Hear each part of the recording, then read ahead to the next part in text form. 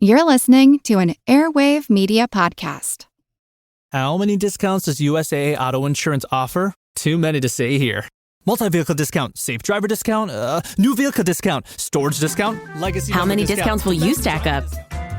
Visit USAA.com/auto discounts. Restrictions apply. This episode is brought to you by Polestar.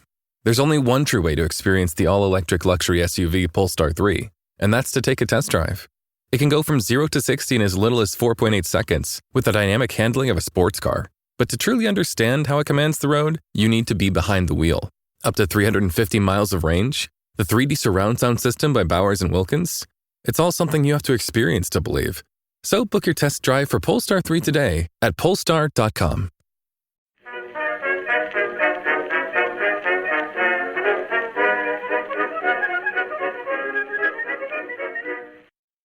Hello everyone and welcome to History of the Second World War, episode 222, The Battle About Britain Part 6. Wait, this is going to be complicated. This week, a big thank you goes out to Ken, Andrew, Katie, and Ooftacular for supporting the podcast by becoming members. Members get access to ad-free versions of all of the podcast episodes, plus special member-only episodes released roughly once a month. Head on over to historyofthesecondworldwar.com/members to find out more. On July 2, 1940, the Commander-in-Chief of the German Armed Forces, Field Marshal William Keitel, would issue a Supreme Command Directive titled Prosecution of the War Against England, with part of the introduction stating, quote, "Invasion of England is quite possible under certain circumstances, of which the most important is the gaining of air superiority. For the present, therefore, the time at which it will take place remains an open question." End quote. For the planning staffs that would actually be called upon to plan the invasion, those of the German Army and Navy, they would just have to assume that the air campaign would be successful, and then they could put their plans into place. This episode will look at the actions of those planning staffs as they tried to wrestle with the problem of reconciling what was necessary for a successful invasion and what was actually possible. All of those problems had to be solved between roughly the middle of July and the middle of August for preparations to be completed in time for the invasion to happen in 1940, and it was all going to be so very complicated. While our episodes here will focus just on preparations for the attack directly against the British Isles, there were initially some hopes that the German actions could take on a worldwide scope by involving Italy and Spain. For the Italians, the hope was that they would be threatening the Suez Canal by the time that the invasion occurred, and this would split British focus. The Italian military was already fighting in the deserts of North Africa, but advancing deep into Egypt to threaten the canal would prove to be far beyond their capabilities. In the case of Spain, there was hope that after the support that Germany had provided to Franco during the Spanish Civil War, he could be brought into the current conflict to allow German forces to move through Spain on their way to Gibraltar. This would have greatly compromised not just the British position in the Mediterranean, but also in the Atlantic, as the basing of Royal Naval vessels at Gibraltar was an important part of the Royal Navy's strategy. Franco would demand a high price for his involvement, with his concern being that Spain was in no position to participate in any fighting against the British Empire. They had, after all, just ended a very bloody and destructive civil war. And so Franco would ask for many things from the Germans, from economic support to weapons, but the most important being that he would only allow German forces to enter Spain after German forces had landed in Britain. Neither of these plans with the Italians or with the Spanish would bear fruit, and so it was left to the German military to bring the decisive blow to Britain on the quite narrow scope of southern Britain across the English Channel. Critical to the invasion plans, and a major driver for how the plans could even be constructed, was the state of the German Navy, the Kriegsmarine. And from the largest to the smallest ship involved, there were problems. The largest ship that the Germans had available was a single heavy cruiser, the Admiral Hipper, with the larger battleships, the Scharnhorst and Gneisenau, in dry dock due to damage sustained in operations off Norway. There were then also 3 light cruisers, 10 destroyers, and 32 U-boats that would be operational by late summer 1940. This was not a lot of naval strength when compared to what the British would be able to call on, which was 8 battleships, 21 cruisers, and 50 destroyers, along with countless smaller craft should the need arise. The Germans assumed quite correctly that these would be thrown at any invasion fleet from the very beginning, with the Royal Navy goal being to overwhelm the German defenders before their invasion even really got started. And even if the Kriegsmarine and Luftwaffe could prevent the Royal Navy from disrupting the invasion fleet, which was a big if, but assuming they could, they then had to get the men ashore. The Germans had a serious problem with getting men onto the beaches because they did not have any purpose-built landing craft to use in the amphibious operation that they were being called upon to execute. While the full story of this is quite a bit in the podcast's future, one of the interesting ways that things would evolve in the realm of amphibious warfare during the Second World War, particularly in the Pacific, were the enhancements made to the landing craft used in the operations. They could make or break the critical early hours of an invasion, when it was absolutely essential that the landing forces get as much strength onto the beaches as possible to overwhelm any defenses and then prepare for any possible counterattack that might try and throw them back into the sea.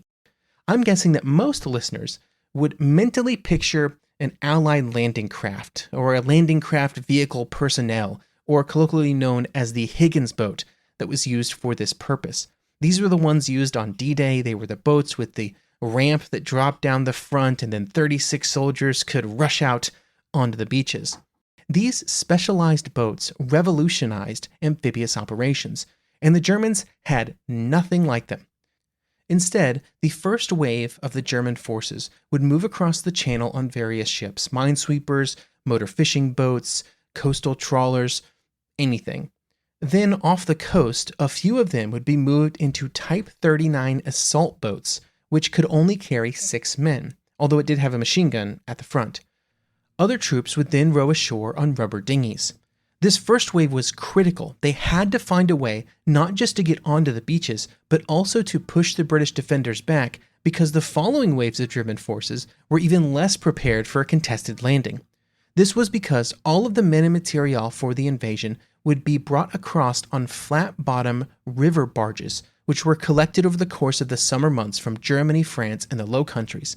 Eventually, over 2,000 of these barges would be available, but that was only at the peak. And due to the time and effort put into collecting them, there was very little time for the landing forces to train with them.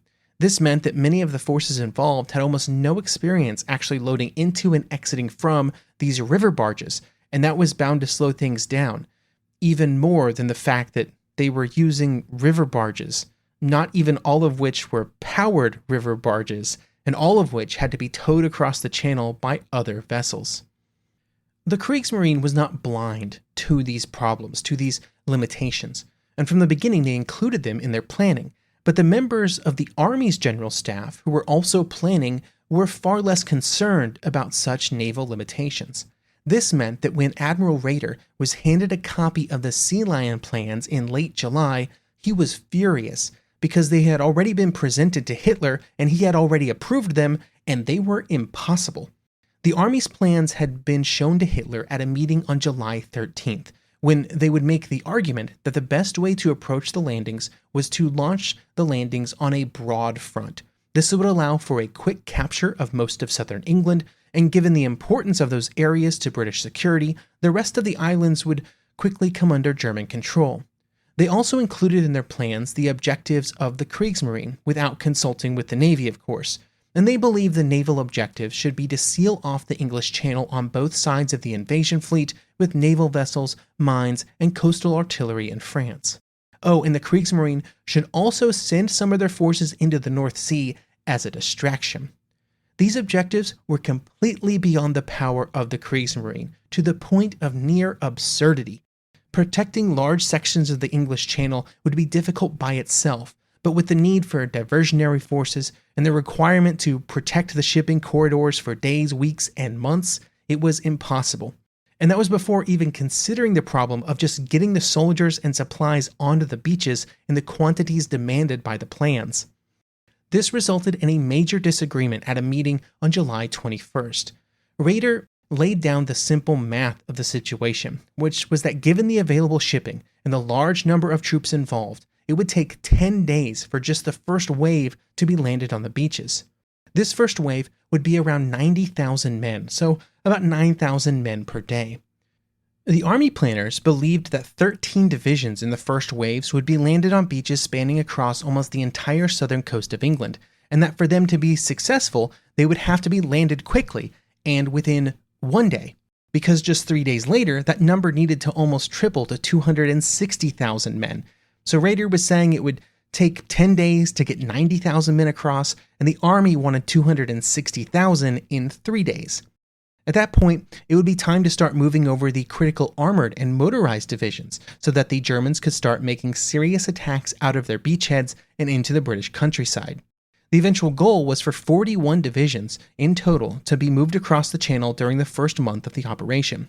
For reference, about 160,000 Allied troops would land on D-Day in 1944. So the 90,000 here was smaller than that, but over a series of beaches that were much more spread out along the coast. All of this planning was completely useless, though, if it took over a week for the first wave to make its way across the Channel. It was just going to trickle across, and it would be very dangerous for the German troops involved. But that was kind of what Rader was claiming was the only thing that really could be done. General Halder would be recorded as saying, "If that is true, then we can throw away the whole plan for the invasion." And the real problem was, Halder wasn't wrong. An invasion on the scale that the Kriegsmarine could support probably would not have worked. And equally, the Army's plan was not possible because it was too big. It was almost like the invasion itself was doomed to fail, but nobody wanted to say it. Certainly not after the string of successes enjoyed by the German Wehrmacht up to that point in the war. And so the chief of the General Staff of the German Army High Command, Halder, did the only reasonable thing and simply accused Rader of lying and simply rejected Rader's transportation estimates. This would not be the last time that Halder would simply choose to believe something that was not true. It would also go poorly during Barbarossa. But Rader's estimates were not based on guesses, and instead they were based on detailed plans and numbers that provided the estimates. One of the key individuals in the creation of those detailed plans and numbers was Conter-Admiral Frick, who would do the detailed planning on the Kriegsmarine side, or who would participate in it. It was estimated that the first wave of the Army's plan, which again included 260,000 men, would require at least 2 million tons of shipping. Frick did not have anywhere close to that. Frick believed that even if the Army was okay with the lengthier period of time for the landings, just getting the expected 41 divisions across the Channel would require the Kriegsmarine to take over all domestic harbors from the German coast through the Netherlands and Belgium and all the way to France. And they would have to maintain their monopoly on all events in those harbors for 6 weeks. Along with that problem, many more barges would also have to be found, and requisitioning them from mostly German rivers would have a very detrimental impact on the German economy and the war industries that depended on waterborne transport of goods throughout Germany. Also, over 24,000 skilled crew members for those barges would be needed to maintain and operate them, a further drain on German industry. And this wasn't even really getting into the problem of what would happen if the campaign was not quick, if suddenly the Navy had to somehow move supplies across for that many men over a lengthy period of time. It was going to be almost impossible. A week later, Rader would inform Halder and the Army High Command that what they wanted to do was simply not possible, and so they had to come up with a new plan. Rader would also make it clear that he believed that complete and total air superiority over the English Channel was a prerequisite to the operation, and without it the Kriegsmarine would not support the operation. This demand, while not necessarily totally unreasonable, was also an impossible goal.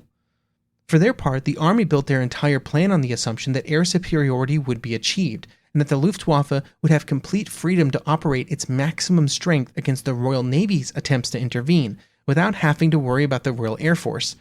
And that also just wasn't going to happen.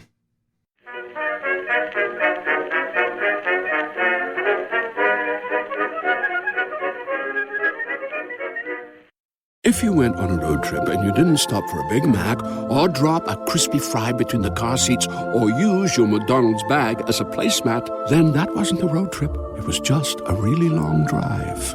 Ba-da-ba-ba-ba. At participating McDonald's. Walmart Business is in the business of saving you time, money, and hassle. Whether your business started in a garage or is a garage, Walmart Business has the tools to help you get where you're going. Tools like free shipping, multi-user accounts, and just about any item your company needs. Even a double filtration cyclone dust collector. Yep, even that. Sweet. Walmart Business. It's the Walmart you love. Now for your business. Learn more at business.walmart.com. Terms apply.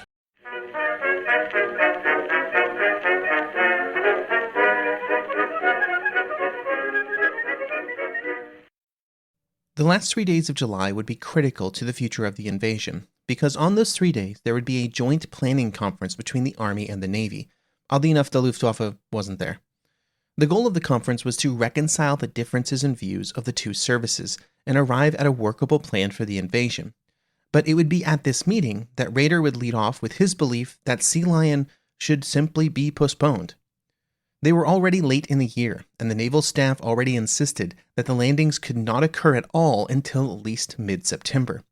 The naval staff made it clear that even in mid-September, the weather would be a source of great difficulty, and it would only get worse as time went on.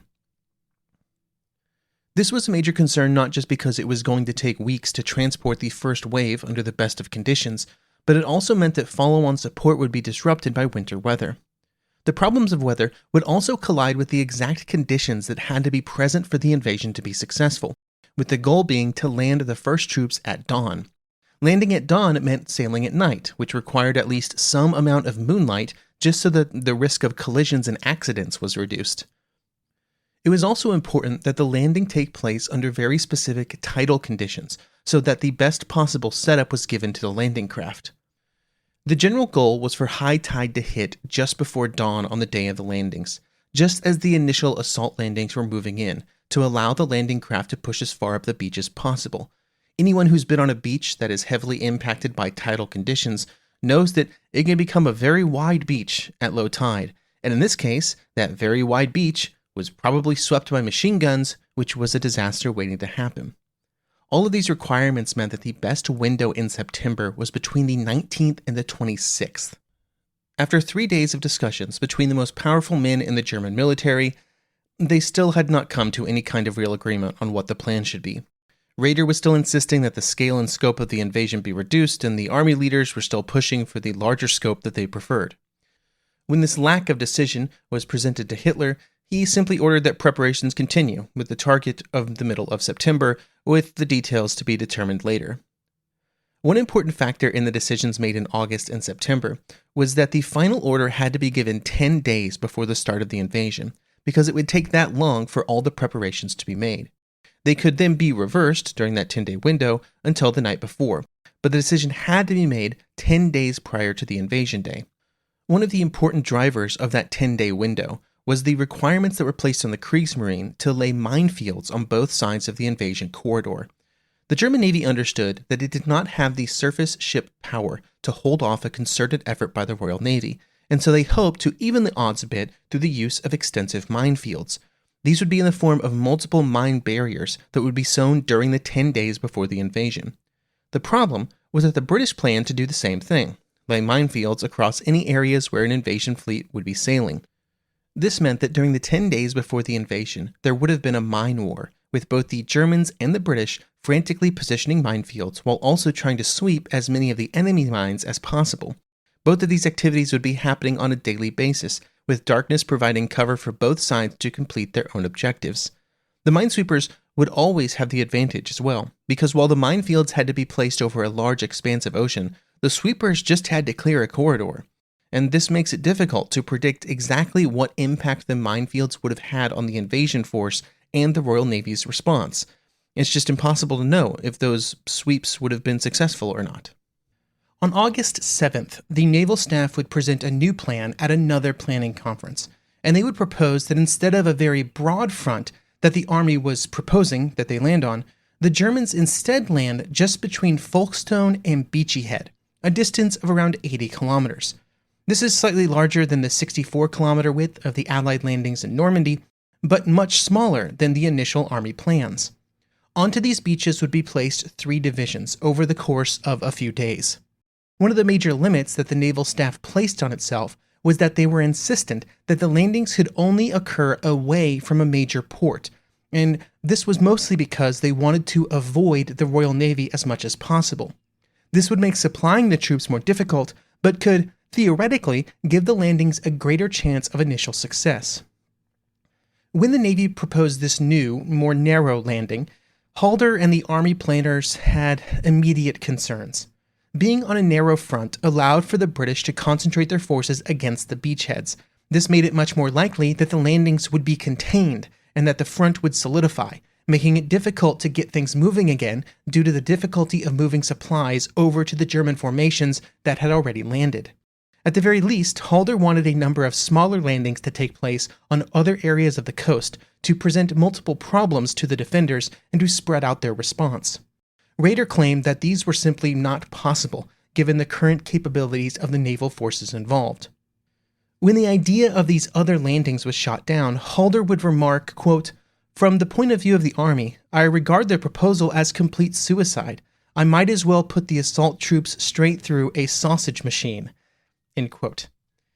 Now, the August 7th meeting once again did not really resolve anything between the two plans, although it did move everybody one step closer together, I guess, which was critical. Time was getting short.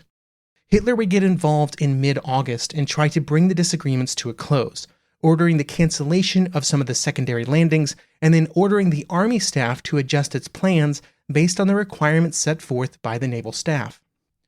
The result would be the plan that was presented on August 27th, which would be Sea Lion in its mostly final form. The landings would take place along a 130-kilometer stretch of the British coastline, with 10 total divisions being landed in the first wave of the attack. These 10 divisions would establish a beachhead of at least 20 kilometers in depth to provide the security and defensive capabilities to hold off any British counterattacks for at least 1 week. At that point, a second wave of 9 divisions would be landed, which included 4 armored and 2 motorized infantry divisions. These forces would make a mobile breakthrough, and they would launch their blitzkrieg campaign across the British countryside, hopefully ending the conflict very quickly. Even though this represented the final plan, it was up for changes as time went on. For example, the first wave was reduced from 10 divisions to 9 divisions, with the idea being that an airborne division might be ready and could be added over the days that followed the initial landings to bulk up the defensive forces. Regardless of the exact units that were involved, all the landings were supposed to happen in between 15 and 18 days, at which point the German army would be off to the races. To close out this episode, this final episode on the planning for Operation Sea Lion, we should probably discuss a bit about how it might have gone if it had went forward. This is because, of course, the planning would be the final stage of the Sea Lion saga, due to both the events over Britain over the following weeks, as well as the fact that by the time that the final plan was arrived at, Halder and the other army leaders had begun to lose faith in the operation and its ability to succeed. Raeder and the Navy needed very little encouragement to support a delay until 1941. I mean, they'd been pushing for that for over a month by the end of August. But how would it have gone if it would have actually happened?